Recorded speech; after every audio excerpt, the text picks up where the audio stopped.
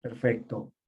¿Cómo están? Muy buenas tardes a todos. Espero que todos se encuentren muy bien en sus hogares. Les saluda Alonso Chovecota, yo soy CEO de Invalor. El día de hoy estamos para este webinar tan interesante y a la vez relevante para todos ustedes, sobre todo para aquellos inversionistas que están próximos a declarar sus ganancias. Espero que hayan sido bastante fructíferas. El webinar es Declaración de Impuestos, un enfoque desde el mercado de valores. En esta ocasión, pues tengo la invitación, el agrado de contar con dos personas con mucha experiencia. Uno de ellos es Alberto Guija, que ya lo voy a presentar más adelante. Y también nos acompaña Carlos Seminario, él es contador de profesión. También ya lo voy a presentar más adelante. La agenda que tenemos preparada para ustedes, pero antes es importante hacer un habitual disclaimer. Las proyecciones, metas, cálculos y toda la información señalada en este documento no constituyen estimaciones, más no aseveraciones. La información contenida y o expuesta en esta documentación son estrictamente referenciales y para fines informativos. El rendimiento pasado no garantiza resultados futuros. La información bajo ningún sentido se puede interpretar como una recomendación de compra o venta de acciones. Asimismo, recuerden que los comentarios brindados por los invitados pues son recomendaciones personales y no son recomendaciones de las entidades donde ellos laboran. Habiendo hecho nuestro vital disclaimer, quiero presentarles la agenda que tenemos, las palabras de bienvenida pues a mi cargo. Vamos a tener una presentación introductoria sobre impuesto a la renta a cargo de Carlos Seminario. Como ya les había comentado, Carlos Seminario es contador público con más de 15 años de experiencia. Él cuenta con un MBA con especialización en finanzas corporativas en ESAM. Carlos, además, es socio de una gestora de fondos de inversión y contador financiero en una consultora. Carlos, ¿cómo estás? ¿Nos escuchas? Alonso, ¿qué tal? Sí, ¿qué tal? ¿Qué tal con todos? Buenas tardes. Buenas tardes, Carlos. Además de la participación de Carlos, contamos, como ustedes ya saben, con Alberto Guija, quien va a hacer una presentación sobre declaración de impuestos. Alberto es ingeniero industrial de la Universidad de Lima, Es ingeniero industrial de la Universidad de Lima, fue gerente general de 4G SAP y desde 1998 es representante en Seminario SAP, una sociedad de gente de bolsa que tiene mucho reconocimiento en el país. Alberto, ¿cómo estás? Bien, bien. Aquí esperando para empezar la charla y compartir un poco los conocimientos que uno tiene. Excelente, Alberto, muchas gracias.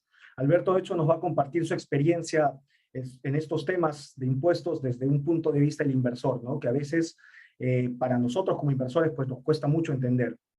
Y finalmente va a haber un espacio de preguntas y respuestas, las cuales les invito a que vayan dejando sus preguntas en el chat de la plataforma. Entonces, sin más preámbulo, le doy pase a Carlos para que pueda compartir su pantalla y presentarnos esta primera parte. Adelante, Carlos. Voy a compartir, a ver.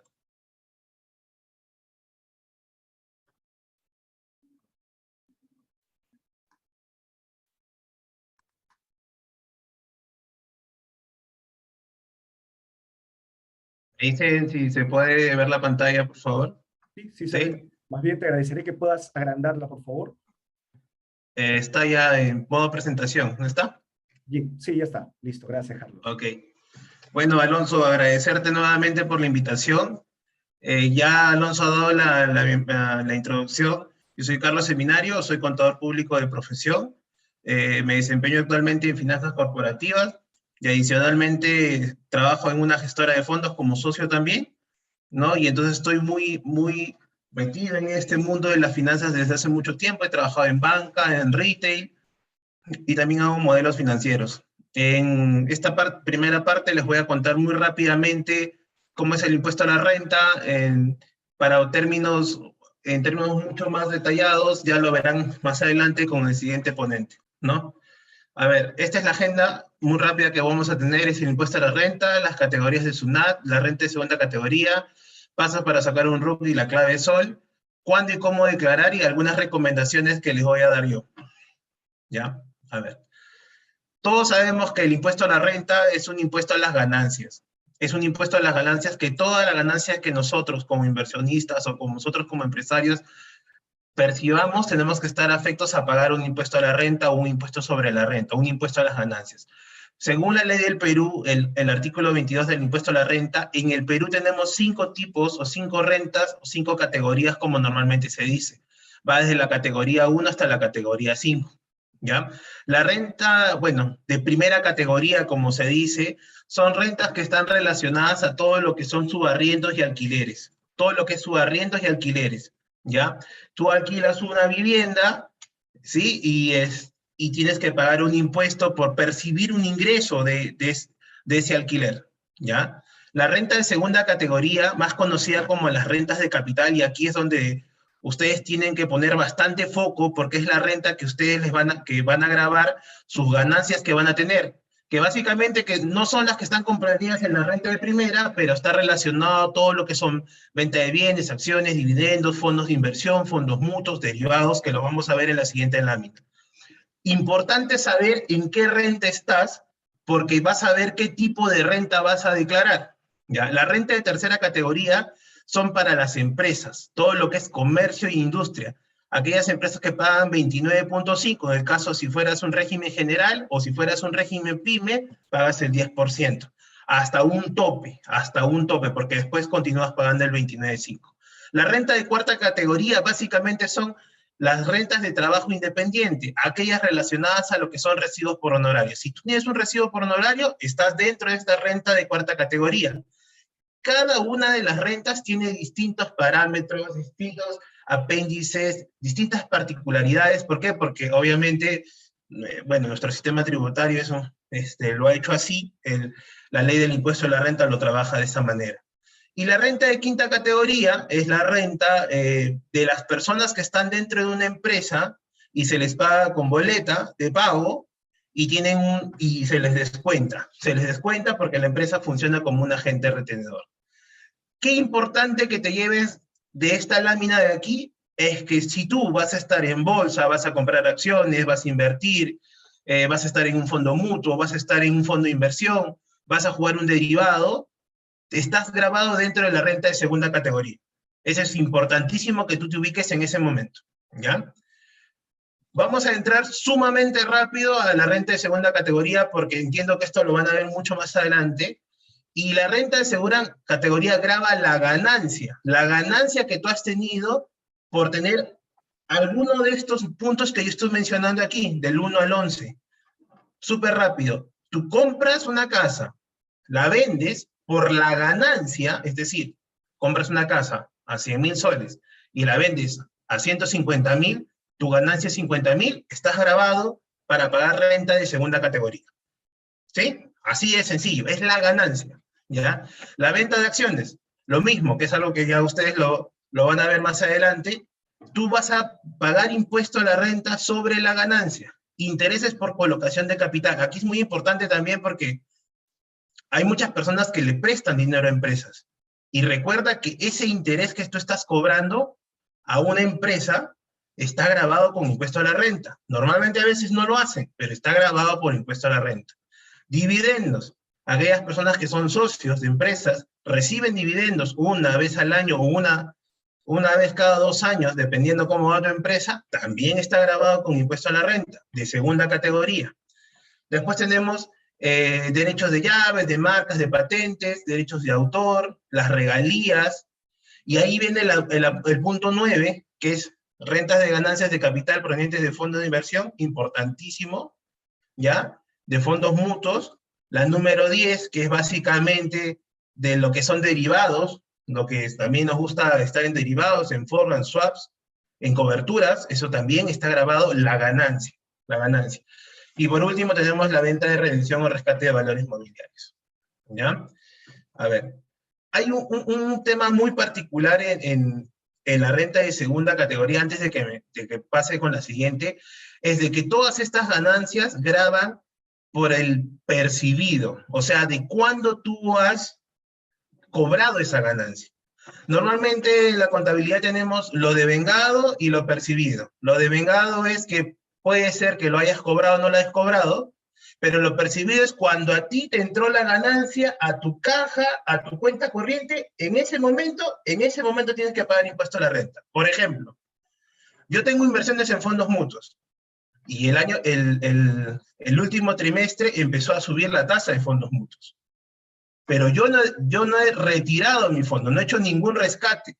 Entonces, para el año 2021, yo no tengo que declarar ninguna ganancia. Pero, sin embargo, en enero de este año, yo retiré mi ganancia, hice un rescate, y estoy afecto para declarar ese impuesto para el año 2022, ya no para el año 2021. Entonces, recordemos, el impuesto a la renta de segunda categoría grava sobre lo percibido, no sobre lo devengado. Eso es importante que se lleven, ¿sí? Seguimos. ¿Cómo sacar un RUC? Bueno, lo opuesto, la mayoría, bueno, lo conocemos, pero no está de más recordarlo, ¿ya? Si generas rentas de segunda categoría, tienes que tener un RUC. Así tal cual, sencillo, ¿ya? ¿Quién lo tramita el RUC? El titular. ¿Qué documentos tienes que, bueno, con qué documentos puedes sacar tu RUC? Con tu DNI, tu carnet de extranjería, tu pasaporte, y lo he puesto en asterisco, y tu PTP, porque algunos pasaportes tienen algunas visas que sí te permiten invertir en bolsa, o invertir en derivados, o invertir en fondos, ¿ya? ¿Cuáles son los requisitos? Básicamente tienes que llenar la guía de inscripción, donde realizo los trámites. Hasta antes de la pandemia, la mayoría lo hacía en físico en SUNAT. Pero ahora la SUNAT ha sacado distintas aplicaciones, como es el portal de SUNAT y la mesa de partes virtual, y lo puedes hacer por ahí. Y de ahí que tienes tu RUC, tienes que sacar tu clave de sol. ¿Qué vas a hacer con tu clave de sol? Te van a dar tu RUC, que es persona natural, tu usuario, que está en el lado de acá arriba, y tu clave de sol. Eso es vital para ti. ¿Y qué haces dentro de la clave de sol? Te va a salir esta plataforma que está en el lado derecho, en la parte de acá abajo, donde tú puedes ver todos los movimientos que has tenido, o de las empresas que te han retenido impuestos. Es muy importante que tú tengas eso. Es muy importante. Me preguntan y me dicen, ¿qué pasa si yo ya tengo mi RUC y no lo he sacado como primera vez? Y yo tengo RUC por tener recibo por honorarios. Perfecto. Lo único que tienes que hacer es añadir un código de tributo para que tú digas que vas a tributar ahora por renta de segunda categoría. Ya, es importante también mencionar eso. Voy a continuar. Ya, esto es cómo y cuándo lo declaro. Eso es también algo que muchos nos consultan. Y ahora que yo estoy parte del fondo, también me he dado cuenta. Recuerden que la renta de segunda categoría es por lo percibido. Es muy importante, ¿ya? Una venta de un inmueble es un pago definitivo y es mensual. Dice que es autodeterminación. ¿Por qué? Porque tú calculas cuánto ha sido tu ganancia y lo determinas. Hay un formulario virtual 1665 que tú lo pagas, porque recuerda que para hacer la venta te van a pedir que pagues el impuesto a la renta, la notaría te lo va a pedir, y tienes hasta el último día hábil del mes siguiente de la transferencia para poder hacer la declaración. Recuerden que ustedes declaran una vez al cerrado el mes, al mes siguiente, ¿ya? La venta de acciones, bueno, acá tenemos a Cavalli. Cavalli por tu ganancia, y ahí todos los que estamos aquí, te retiene, porque es un agente retenedor. Y al ser un agente retenedor, te retiene un impuesto, y ese impuesto te lo va a abonar, no te lo va a abonar, pero le va a decir a la SUNAT, por si acaso, le he retenido el 5% o el 6.25 a Carlos Seminario porque ha vendido una acción. Entonces tú ya no tienes que declarar nada porque te lo retuvieron, ¿ya? Después tenemos la última parte, que es intereses por colocación de capital, dividendos, cesión definitiva. Aquí también entran los fondos mutuos, aquí entran los fondos privados. Te hacen una retención. ¿Qué significa la retención? Que cuando tú decides retirarte del fondo mutuo, decides retirarte del fondo privado, con tu capital y tu ganancia, el fondo está obligado a retenerte el 5%. Y ese 5% el fondo lo va a declarar en su contabilidad y va a decir, he retenido a estas personas que están aquí el 5% de la ganancia y le estoy abonando para que ya los tengas en tu contabilidad. Cuando tú vas a verlo en tu clave sol, tú como usuario, persona natural, vas a ver que ahí te has retenido el 5%. ¿Ya? Ahora, muy importante, no estás obligado a hacer una DJ anual y una DJ mensual en el caso te hayan retenido.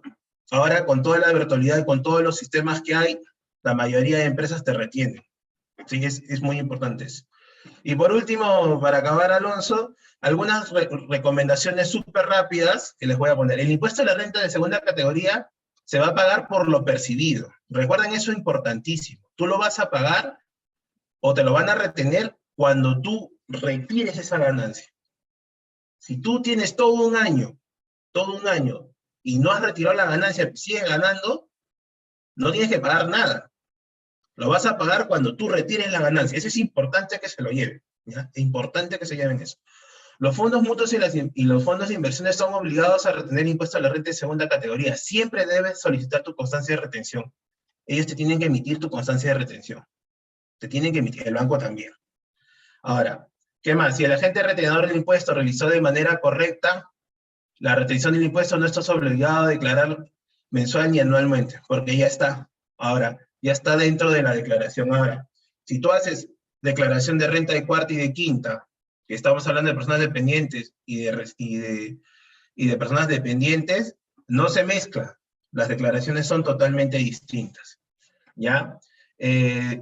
Uno más se puede verificar en el portal de SUNAT con tu clave son las retenciones que tengas. Y otro consejo que siempre doy yo es siempre revisa tu bandeja de entrada de SUNAT. Ese es importantísimo que siempre lo hagan, ¿ya? Recuerda que la SUNAT te da de 7 a 10 días hábiles para que puedas responder a alguna notificación que ellos te manden, una carta inductiva, que ahora está de moda las cartas inductivas.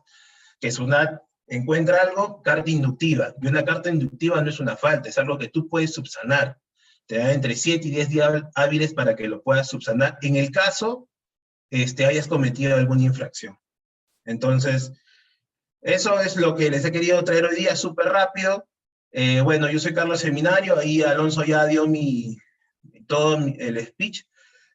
Yo estoy muy interesado en el mundo, igual, en el mundo en la bolsa, en los fondos privados, en los fondos mutuos, pero también soy especialista en planeamiento financiero y tenemos con ROA Consulting, que es nuestra consultora, hacemos distintos servicios como son outsourcing, bueno, asesoramiento y modelos financieros y estructuraciones también. Entonces, de verdad, Alonso, te agradezco por la invitación a este webinar y los dejo para que sigan con la siguiente exposición que yo sé que va a estar buenísima. Excelente, Carlos. Muchas gracias por tu presentación. Has compartido puntos bastante interesantes que a veces nosotros como inversionistas desconocemos, ¿no? Y bueno, hay personas que recién están empezando a invertir ahora que quieren ponerse las pilas de cara a la declaración. Gracias, Carlos. Y cualquier consulta, igual voy a compartir la presentación de Carlos por correo, en el correo de agradecimiento, para que puedan contactarlo de manera directa. Ahora, sin más preámbulo, quiero darle pase a Alberto, quien nos va a presentar ya acerca de la declaración de impuestos y como les comenté, va a ser desde un enfoque desde todos los años de experiencia que tiene Alberto como inversionista. Que son muchos, ¿no, Alberto? Sí, Alonso. Vamos a ver si puedo poner mi presentación. Ya, y vamos a ponerlo en modo presentación. Ya, anterior.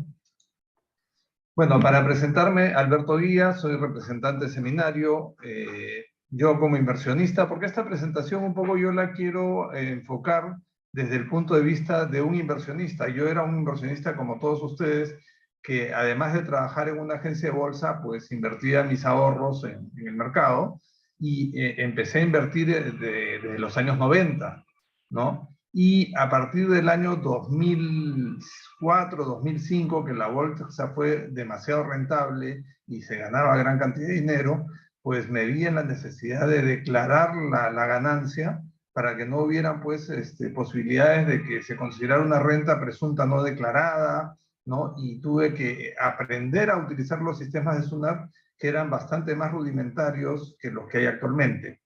Y no solo eso, tuve que de alguna manera ayudar a los clientes a poder hacer sus declaraciones, ¿no? Y un poco lo que me viene a la mente es qué pensamos cuando hablamos de SUNAT, ¿no? Y uno siempre tiene el amigo que le congelaron la cuenta porque debía, al otro amigo que hizo fraccionamiento, a la empresa Cerro Verde que de repente tuvo que pagar 2.000 millones de soles de impuestos, ¿no? Y se nos viene a la mente esto de la SUNAT. que es un monstruo voraz que nos quiere exprimir como sea. Y la idea de este conversatorio es tratar de cambiar esa idea de SUNAT y ver a la SUNAT como algo necesario y a la cual tenemos que domesticar.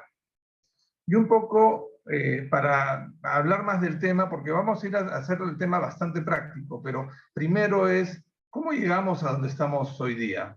O sea, ¿cómo nos encontramos en esta cúspide del mercado de valores, ¿no? Y cómo era antes, ¿no? Y yo que tengo 30 años de experiencia en el mercado, les puedo contar un poquito de la historia para que sepan de dónde, o sea, cómo llegamos a donde estamos y de dónde venimos, ¿no?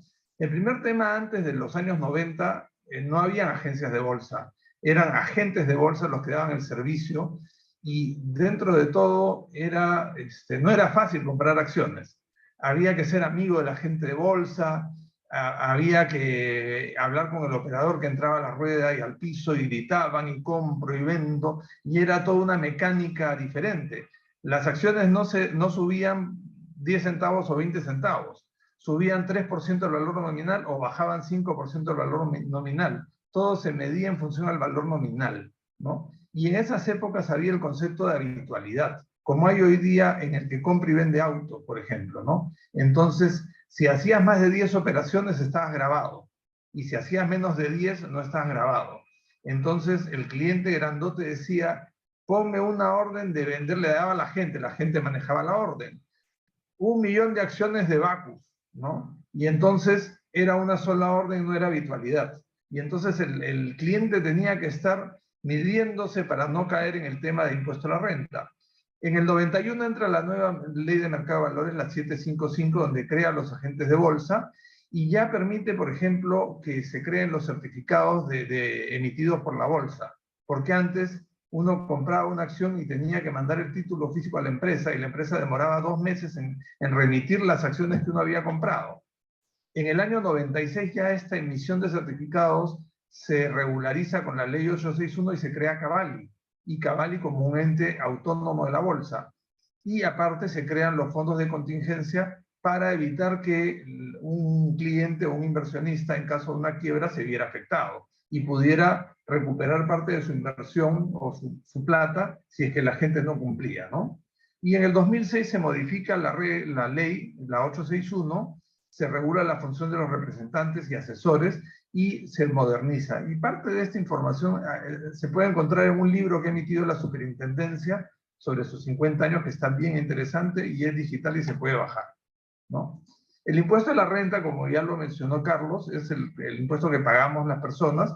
No voy a hacer mucho hincapié, pero es lo mismo que dijo, hay primera categoría, segunda, tercera que es IGB, cuarta y quinta, que son honorarios y lo que es cuarta y quinta se aplica en función a unas tasas y a unos tramos, donde en los primeros 5 UITs pagan 8%, de la UIT 5 a la 20, 14%, de la 20 a la 35, 17%, y esto es importante porque si bien uno puede ser que no tenga cuarta y quinta, puede ser que tenga ingresos de fuente extranjera por acciones compradas o vendidas en Nueva York, y entonces entraría dentro de estos tramos de primer tramo, si no tiene poca ganancia, pagaría solo un 8%, tanto o un poquito más de lo que pagaría que en Lima, ¿no?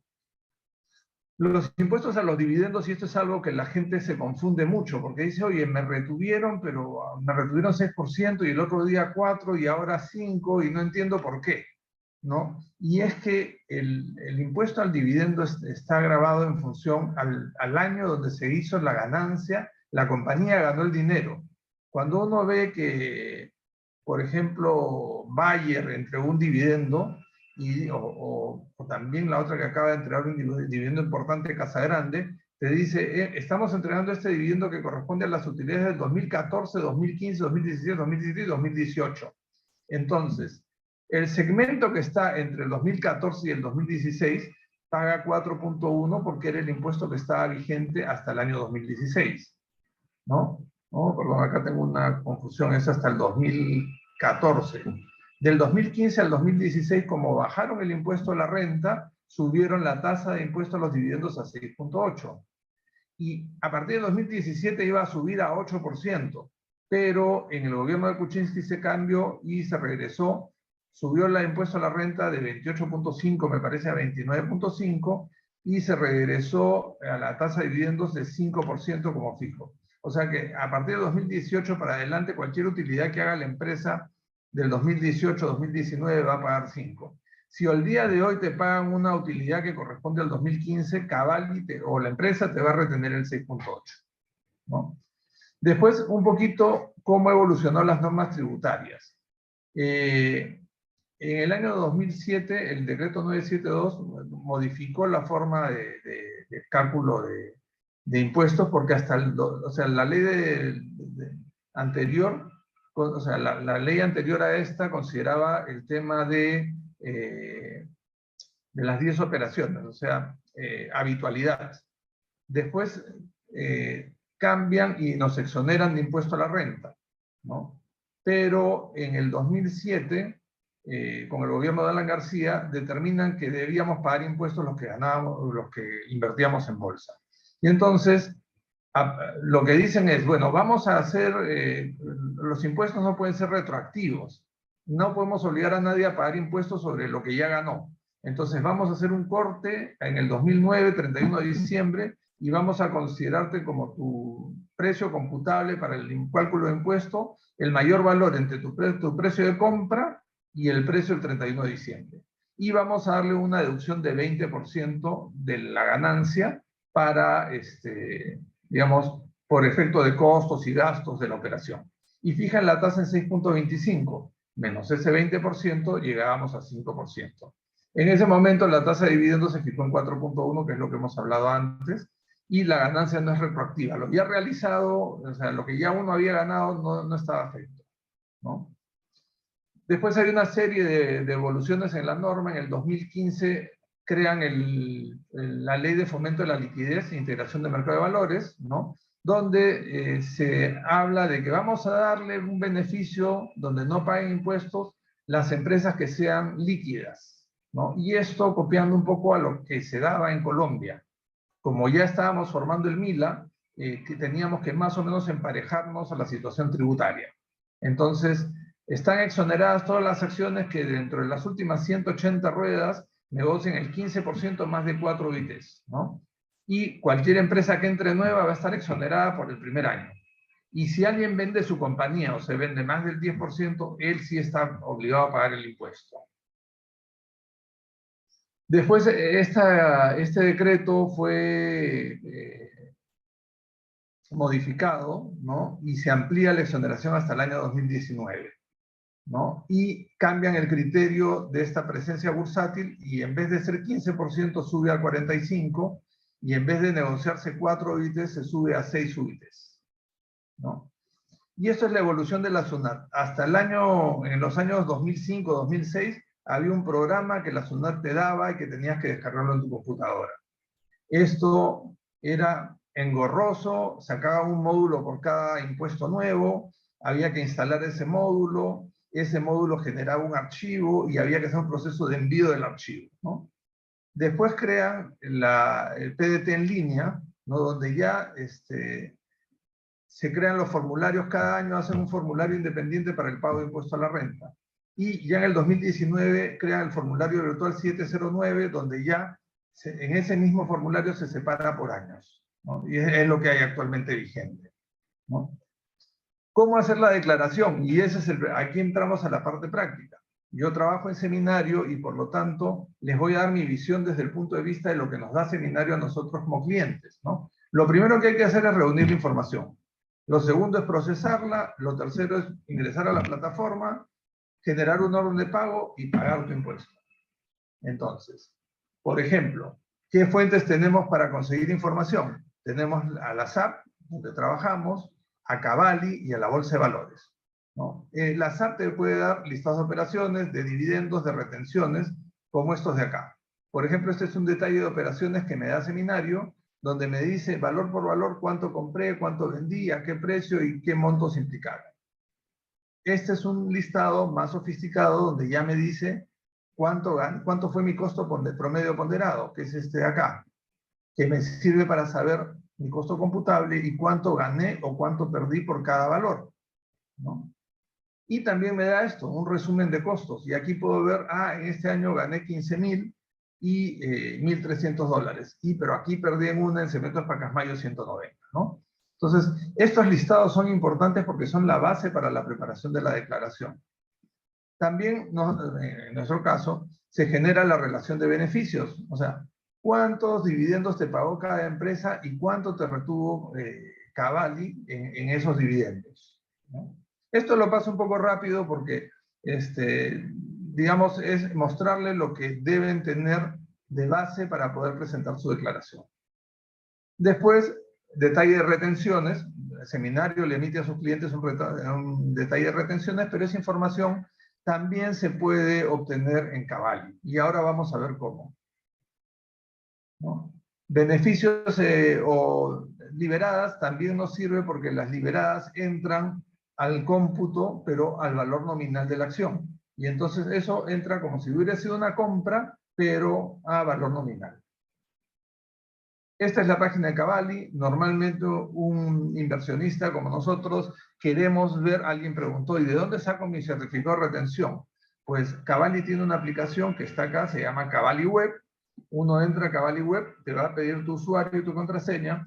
Probablemente muchos no tienen su usuario y contraseña. Y en la página web de Cavalli, acá dice cómo afiliarse. Hoy día no sé cómo será, pero hasta hace unos años Cavalli dejó unos formularios en las oficinas de la SAP y bastaba que el cliente llenara y firmara para que la SAP lo presentara. Pero si el cliente iba directamente a Cavalli, lo que le pide Cavalli es que el mismo documento con la firma legalizada notarialmente. Probablemente siga siendo así. Y una vez que uno ingresa su contraseña, le va a salir esto, ¿no? Alberto Díaz, su número rutal, ¿no? Y dentro del menú que tienen acá a la izquierda hay certificados de retención. Entrando a certificados de retención nos va a salir esto y nos va a salir los años que tengamos certificados, poniendo desde qué fecha queremos. Y una vez que ponemos el año que queremos, entramos y nos va a salir qué tipo de documentos hay.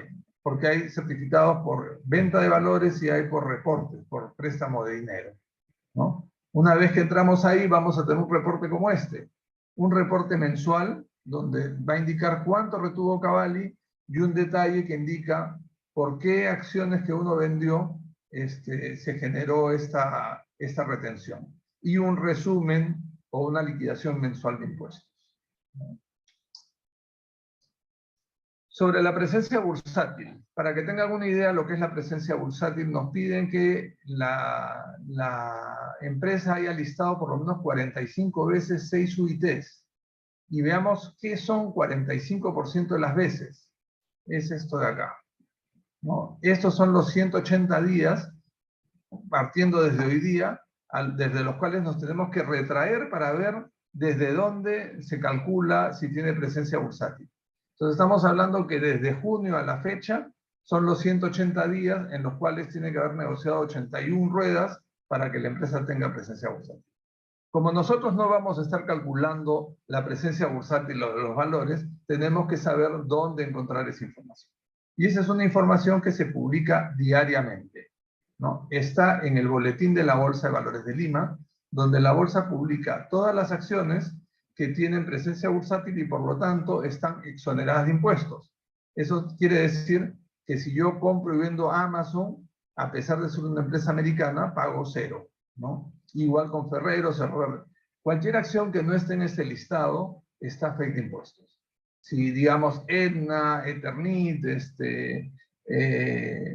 Indeco y Exalmar, Austral, que son acciones que no tienen esa frecuencia, ¿no? Y también hay una lista de valores de renta fija que también están dentro del concepto de presencia bursátil, pero para ello se les requiere, me parece, 5% de presencia. Esto es lo que se puede encontrar sobre presencia, lo mismo, ya no en el boletín, sino en la página web de la bolsa. Y aquí uno puede poner arriba la fecha de un determinado día para ver la presencia bursátil de ese día, ¿no? Ahora, ¿cómo se calcula el impuesto? Eso es lo importante. Tenemos que llevar o generar un registro de costo promedio por cada adquisición que hacemos y sobre eso poder calcularlo sobre el precio de venta que estamos haciendo y eso determinará nuestra utilidad. Por ejemplo, BBVA, teníamos un saldo inicial porque arrancamos sobre lo que teníamos el año anterior. 1 de enero del 2021 teníamos 2.000 acciones de 2.88. Eso tiene un importe de 5.760. Ese importe incluye las comisiones. Eso es importante. Para el cálculo de la ganancia de capital, la compra se pueden imputar los costos, pero en la venta la ley no lo menciona y por lo tanto la SUNAT no te acepta que consideres como gasto el costo de hacer la operación, ¿no? Compramos 1.500 a 2.43 por 3.645 más las comisiones, nos da 3.675. El nuevo costo es la suma total de inversión, o sea, los 3.675 más los 5.760, entre el total de acciones. Nos da un nuevo costo de 2.69. Recibimos liberadas, 3.5% dio Continental el 9 de julio. Nos dieron 123 acciones. ¿A qué costo las ponemos? A $1 sol. Por lo tanto, tenemos un nuevo costo. Nuestro nuevo costo es 2.638. Imaginen que vendemos 1.300 a 2.98. ¿Cuál es nuestra utilidad? Las 1.300 por la diferencia en nuestro precio de venta menos nuestro costo computable. Nos da 444, ¿no? Como la acción tiene presencia bursátil, no pagaría impuestos. Pero ¿qué pasa con las que nos quedan? ¿No? Las que quedan son 2.323 y el costo computable se sigue manteniendo sobre el costo de la última compra. O sea, esta de acá. Yo he elaborado una hoja de cálculo que se le he pasado a Alonso para compartirla con ustedes, que lo que busca es simplificar un poquito el proceso de calcular el impuesto a la renta. Porque el cálculo es de la siguiente manera. Yo voy calculando, así como está acá, todas mis compras y mis ventas, ¿no? Pero tengo que hacer un cuadro resumen con lo que gané y con lo que perdí cada mes. En este caso, vendimos las acciones de BBVA en julio, ¿no? Y por lo tanto generamos 444 soles de ganancia en el mes 7, ¿no? Y por lo tanto, yo tengo que imputar eso al mes 7. ¿Por qué es esto? Ahora lo vamos a ver. Esto es digamos, he hecho un ejercicio con más acciones, ¿no? Y en este cuadro, lo que tengo es, lo he cambiado, pero la primera columna de tipo de operación es si es el saldo inicial, si es compra, venta o liberadas, ¿no? El número de la póliza como referencia en caso que lo necesitemos y si tiene presencia o no tiene presencia. Si tiene presencia, la utilidad se imputará en el exonerado, o sea, ganancias exoneradas. Si no tiene presencia, como esta venta de Creditex, se imputará como utilidad afecta, ¿no? Y aquí está, por ejemplo, esto se hizo en el mes de julio, acá en el cuadro está mes de julio, es utilidad. Y las ganancias exoneradas, aquí lo único que necesitamos es el total, mientras que en las ganancias y pérdidas afectadas necesitamos el detalle por mes, ¿no? Importante, si yo tengo pérdidas exoneradas, ¿las puedo compensar contra utilidades afectas? No. Yo solo puedo compensar pérdidas que están de valores que están afectos a impuesto contra utilidades de acciones que están afectas a impuestos. Bueno, estamos listos para hacer la declaración. Por si acaso, el módulo de SUNAT para la declaración de impuestos recién va a estar activo a partir del 14 de febrero. Yo me imagino que a partir del 15 uno puede entrar a hacer su declaración. Por ahora estamos trabajando con la información del módulo del año pasado. Entramos a SUNAT y este es el portal de SUNAT, ¿no? Y no sé por qué no me ha salido entero el dibujo, pero debajo de esto de acá hay una opción que dice pago de impuesto a la renta, ¿no? Entramos ahí, SUNAT operaciones en línea, ¿no? Y acá está. O sea, acá entramos a operaciones en línea Sol, nos va a salir esta pantalla, y acá seleccionamos SUNAT operaciones en línea Sol. Esta plataforma web sirve, bueno. Entramos ahí. Al costado está la opción para obtener clave SOL, que es como explicó Carlos. Una vez que entremos acá, nos va a salir qué queremos declarar, ¿no? Entonces, acá estamos yendo a declaración renta anual, personas naturales. Que está acá, que está marcada en amarillo. Le damos ahí y nos va a pedir nuestro RUC, nuestra identificación, nuestra clave, y vamos a entrar al sistema. Este es el formulario 709. A través de este formulario se hace la declaración. Como decía, antes del 2019 emitían un formulario por cada año de declaración. Desde el 2019 es un formulario único que cuando uno entra le sale la opción de seleccionar qué año quiere declarar. 2020, 2019 y a partir de, aquí está 14 de febrero, aparecerá 2021. Acá tienes las opciones que es completar, presentar y constancia, ¿no? Vamos a ingresar 2020, complete, ¿no? Pasos a seguir, complete, presente, constancia. Cuando entran a complete va a salir este cuadro. El formulario tiene dos partes. La parte izquierda dice sección informativa, la parte derecha, sección declarativa. Sección informativa sirve para avisarle a SUNAT de algunos ingresos que hemos tenido, en los cuales ya se han pagado la renta, ejemplo, los dividendos, o rentas exoneradas, ¿no? También se pueden hacer, digamos, la declaración de alquileres pagados porque eso sirve de crédito para otras operaciones. Que no viene al caso porque ahora estamos hablando de renta segunda. Entonces, digamos, vamos acá a la opción a otros ingresos, que es esta de acá, y nos va a dar dos temas que son importantes para nosotros. La primera es total rentas exoneradas de impuesto a la renta percibidos en el ejercicio, la casilla 200. Damos la casilla 200 y lo que vamos a hacer es, regresando a la tabla, teníamos esta renta exonerada. Esto, los 21.654 soles, son los que vamos a ingresar en esa casilla 200. Y en la casilla 998 vamos a ingresar los dividendos que hemos recibido, ¿no? Y entonces ahí lo que nos va a pedir SUNAT es, bueno, este es para ingresar la renta exonerada. Como hay otros tipos de rentas exoneradas, pues hay la opción de digitar las otras rentas, pero a nosotros nos interesa esta, otras rentas exoneradas. Y ahí se pone la utilidad que han tenido que esté exonerada de impuestos. Y este es el registro de dividendos. Cuando uno pone acá, le dice agregar, le va a pedir el número de RUC, la fecha en la cual se pagó el dividendo y el monto percibido. Un tema importante, algunos de nosotros tenemos acciones comunes y acciones de inversión.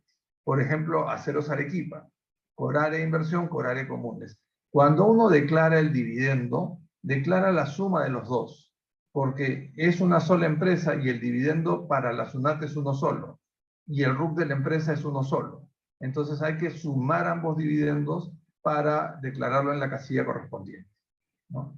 Acá no hay, simplemente es informativo, se pone el monto bruto, no el monto neto, porque ya la SUNAT tiene la relación de cuánto se descontó y cuánto se pagó, ¿no? Y acá ya vamos a la sección declarativa, que es el lado derecho de la declaración. Entonces aquí están las rentas de las cuales ya hemos hablado. Primera categoría, segunda categoría, cuarta categoría o rentas de trabajo y o fuente extranjera, y quinta categoría también está ahí. Y la determinación de la deuda.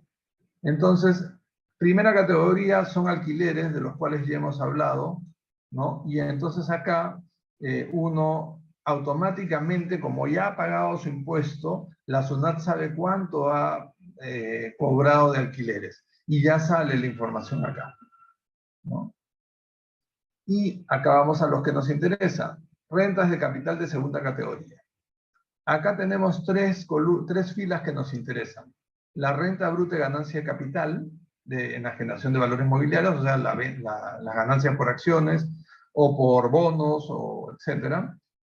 Pérdidas de capital, alguien preguntó, ¿y si pierdo, me sirve de crédito? Sí, te sirve de crédito, siempre y cuando hayas perdido en acciones que no tienen presencia bursátil, ¿no?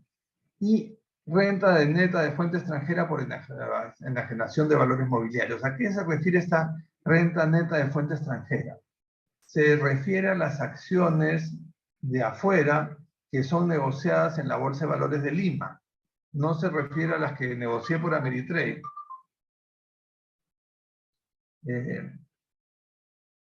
Entonces, cuando doy acá en la casilla 350, me va a aparecer un cuadro así. En realidad en blanco, lo tenemos que llenar, tenemos que poner agregar. Y entonces aquí se agrega por cada mes. O sea, vamos a cuando uno pone acá, tienes la opción de poner directamente a través de la Bolsa de Valores o fuera de la Bolsa de Valores de Lima, ¿no? El número de documentos es un correlativo, razón social Cavalli, ¿no? Eso lo jala automáticamente, y el periodo es el mes en el cual se hizo la utilidad. Y tenemos que detallar cuánto ganamos mes por mes. Por eso, en el cuadro este que hice anteriormente, que regreso, mi resumen me daba mi utilidad mes a mes, enero, febrero, marzo. Entonces, en este cuadro tenemos que detallar la utilidad que hemos tenido mes a mes. De ahí, lo mismo sucede con las pérdidas. Si ven en este cuadro, el detalle de arriba es las ganancias y el detalle de abajo son las pérdidas. Y entonces, por ejemplo, acá la pérdida 4.334 se ve reflejada acá. Y entonces el sistema va a determinar, gané 100.000 soles y tengo la opción de descontar 20%. Me quedan 80.000, eso es lo bueno. A las pérdidas no le descuentan ese 20%, va directo. Y después en la casilla de, en este caso, rentas de trabajo y fuente extranjera, está acá, nos va a llevar a esta pantalla, hay la renta neta de fuente extranjera, la 116. Y ahí hay que llenar lo que recibimos de dividendos de las acciones de afuera, las ganancias de capital de las acciones de afuera, y ahí sí es neto. Uno puede netear la pérdida con la ganancia, solo declara lo que ganó efectivamente. Si en una gané y en otra perdí, pongo solo la diferencia. Y este es más o menos el cuadro que aparece cuando uno pone esa opción para llenar ganancias o pérdida de capital, el tipo, si hay un tipo de transparencia de intercambio de información, Estados Unidos no lo tiene, ¿no? Nombre de la acción con la cual hice la utilidad, en este caso Amazon, ¿no? Y me pregunta el RUC, y como Amazon no tiene RUC, el pagador de renta es el agente de bolsa que te hizo la operación, en este caso el RUC de seminario. Y una vez que completamos todo este cuadro, llegamos a este resumen. Entonces, ¿dónde están los certificados de Cavalli que me habían dado, que había pagado a cuenta? Están acá, en esta casilla del medio 359.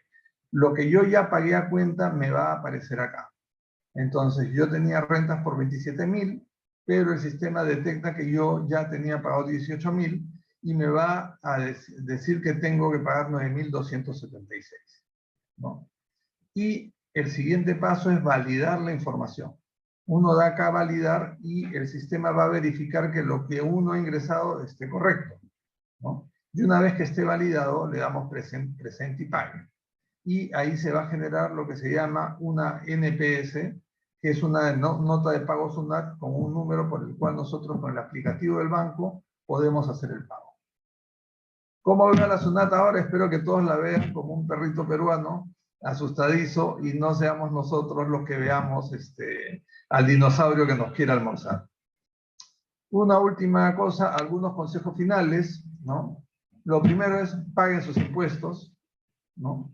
Lo segundo es, si no sabes cómo hacerlo, busca a alguien que te pueda ayudar, porque es bueno pagar impuestos. Lo tercero es, si tienes dudas o problemas con la plataforma, SUNAT tiene un servicio de soporte espectacular para apoyar a los contribuyentes.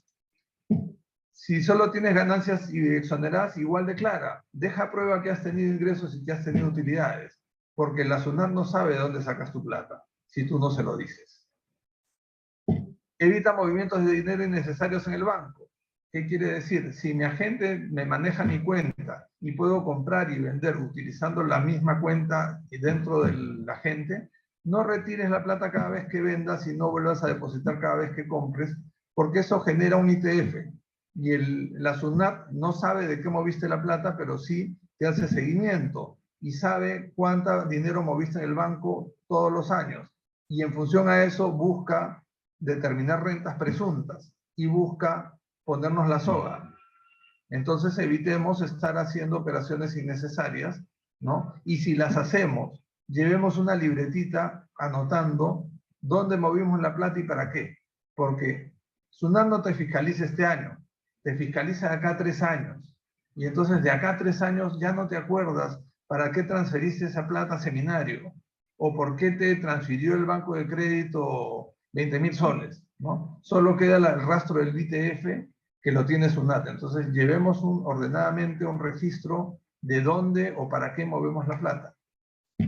Si tienes un saldo a favor pequeño, ¿no? Pues déjalo ahí para el siguiente pago, porque tú puedes pedir la devolución del impuesto pagado en exceso o lo que te retuvo cabal y en exceso, pero te expones a que la SUNAT te diga, bueno, explícame de dónde salió la utilidad, tráeme tu costo computable, y si tienes muchas operaciones, te puedes tomar 2 o 3 semanas preparando la información que te va a pedir SUNAT para justificar una devolución de 300 soles.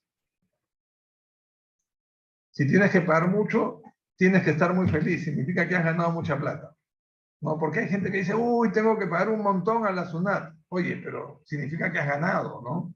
O sea, siempre es bueno sacar un reporte para ver cómo vamos en el año, porque a veces uno está ganando en Nueva York $20.000, pero tiene una acción que es un clavo, y dice, uy, estoy perdiendo un montón de plata, acá no la vendo. A veces es bueno venderla y generar pérdida, y después volverla a comprar, ¿no? Y entonces balanceo mi impuesto a la renta.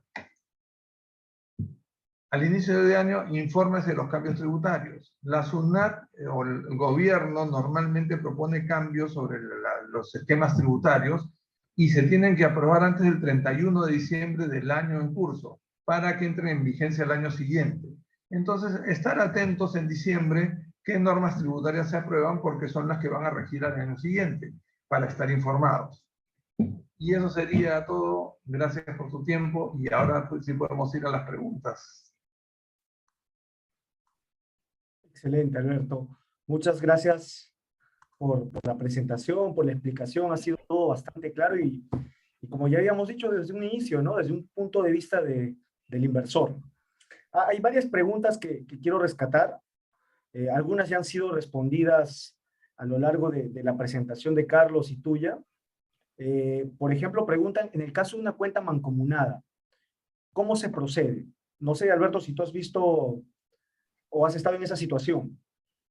La verdad que no he estado en la situación, pero yo lo que creo es que cada partícipe tiene que declarar su parte proporcional, ¿no? Y hacer su declaración independiente como persona natural. Porque es importante señalar que en el caso de la bolsa y de las inversiones en bolsa, por ley se sobreentiende la autorización del cónyuge para hacer operaciones.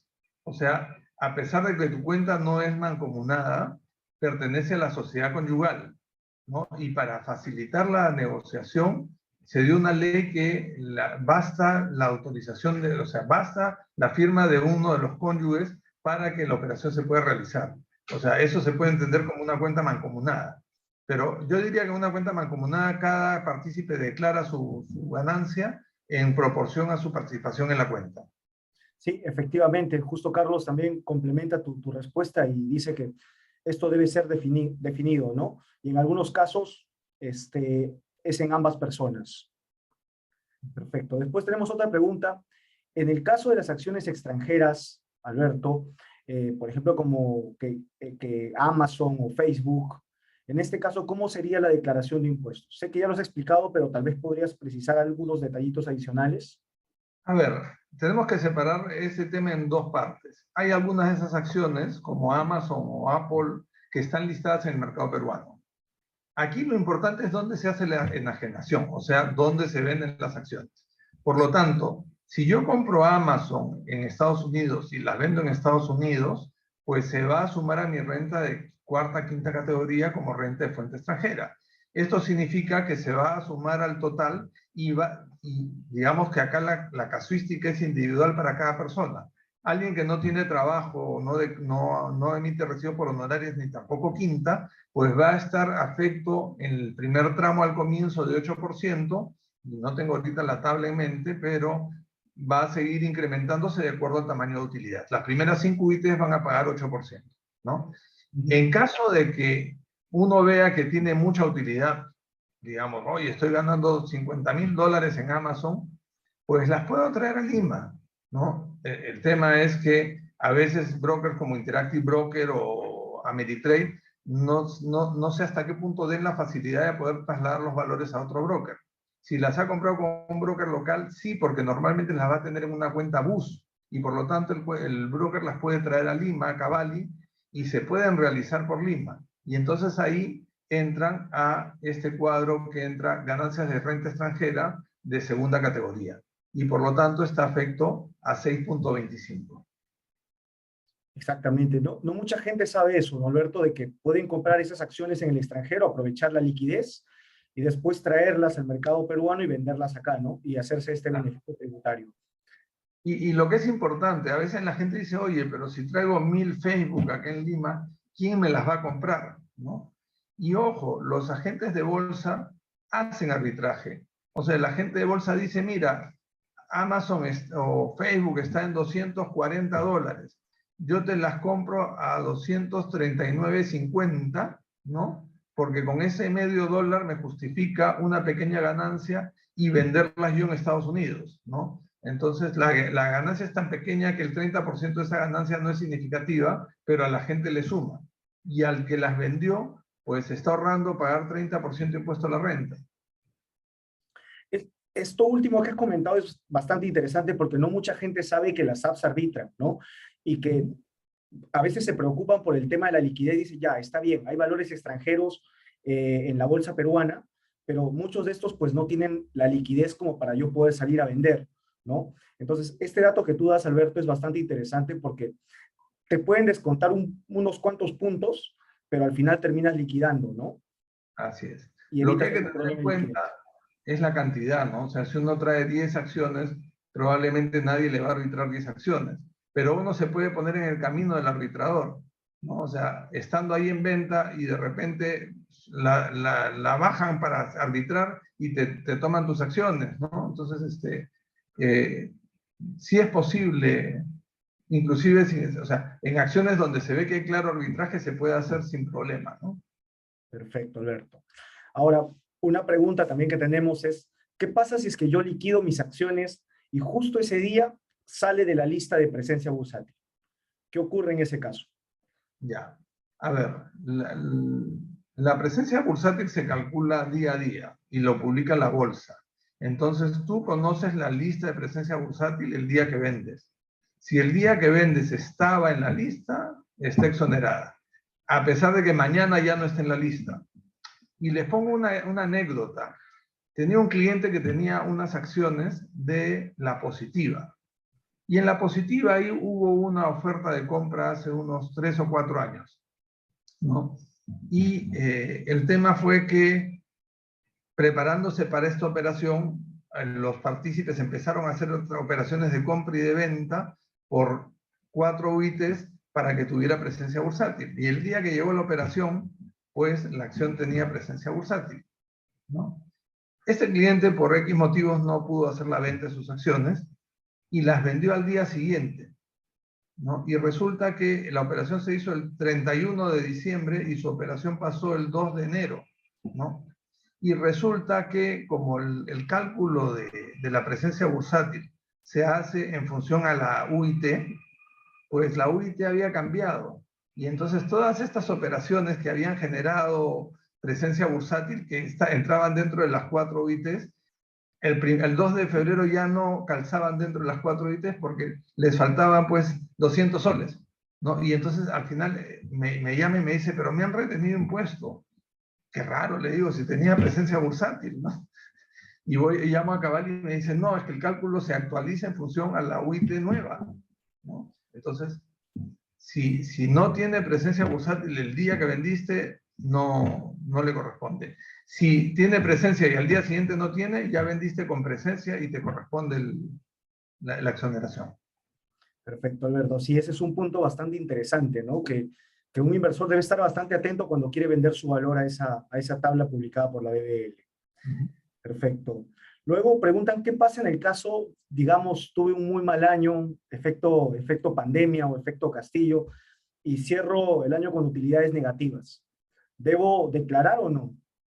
A ver, como dije anteriormente, las pérdidas de acciones no exoneradas generan crédito para las sí exoneradas. Si uno tuvo pérdida, vendió y hizo pérdida, pues, o sea, no hay ganancia, no hay que declarar. Pero esa pérdida no te sirve para compensar ningún otro impuesto, ¿no? O sea, si yo viera que voy a perder y no he vendido todavía, de repente podría esperar al siguiente año para ver si esas pérdidas las puedo compensar con otra ganancia, ¿no? Pero una vez que hiciste la pérdida, si no tienes utilidad, pues no hay que declarar, pero sí puedes declarar los dividendos que recibiste durante el año, porque esos son a manera informativa. O sea, el sistema permite ingresar los dividendos, ¿no? Perfecto, Alberto. Alberto, y para no abusar más de tu tiempo, mira, tengo una última pregunta. Justo Carlos también me respondió sobre esta pregunta. Dice, ¿qué pasa si no he declarado en años anteriores? ¿Qué debería hacer? Lo que responde Carlos es, si todavía no te ha llegado ninguna notificación de SUNAT, pues puedes declararlo pagando una multa, ¿no? Con una exoneración o con una rebaja del 95%. Alberto, no sé si tú quizá a alguno de tus clientes le ha pasado esto, de qué manera ha actuado. La verdad que no o sea, sí he visto, o sea, he escuchado casos de gente que ha declarado después, pero no soy experto y creo que la respuesta de Carlos es la más adecuada para ese tema. Perfecto, Alberto. No, les agradezco primero a los ponentes, a Carlos, Alberto, por habernos acompañado en este tema que es tan relevante. Alberto, Había una pregunta que acabo de ver y quiero responderla. Claro que Pregunta, sí. si invierto en acciones que tienen presencia bursátil, ¿ya no estoy obligado a declarar? No estás obligado, pero nuevamente, siempre es bueno declarar. Y entonces tienes en la columna, como mostré de la parte informativa, rentas exoneradas. Y entonces tienes que declarar que has ganado lo que hayas ganado como una renta exonerada para que la SUNAT sepa que tuviste un ingreso y que la plata que mueves en el banco proviene de una utilidad que hiciste exonerada. Exacto, para que después cuando te compres tu yate con esas ganancias, la SUNAT no se sorprenda, ¿no? Así es. Perfecto. Alberto, Carlos, muchas gracias por la presentación que han hecho el día de hoy. Yo estoy seguro que ha sido de mucho valor para la audiencia. También les agradezco a todos el haberse conectado hasta pasado 10 minutos del tiempo que teníamos programado, pero creo que las preguntas y las respuestas que ha dado Alberto han sido bastante interesantes. Nuevamente, espero verlos en un futuro webinar, que estoy seguro que vamos a desarrollar con Alberto y con Seminario, ¿no? Y si también se da la posibilidad, pues con Carlos para seguir abordando quizá un poco más sobre estos temas tributarios. Entonces, les agradecemos a todos su asistencia y hasta una siguiente ocasión. Cuídense bastante. Alberto, muchas gracias. Cuídate. Listo, Alonso. Gracias por la invitación. Hasta luego. Hasta luego.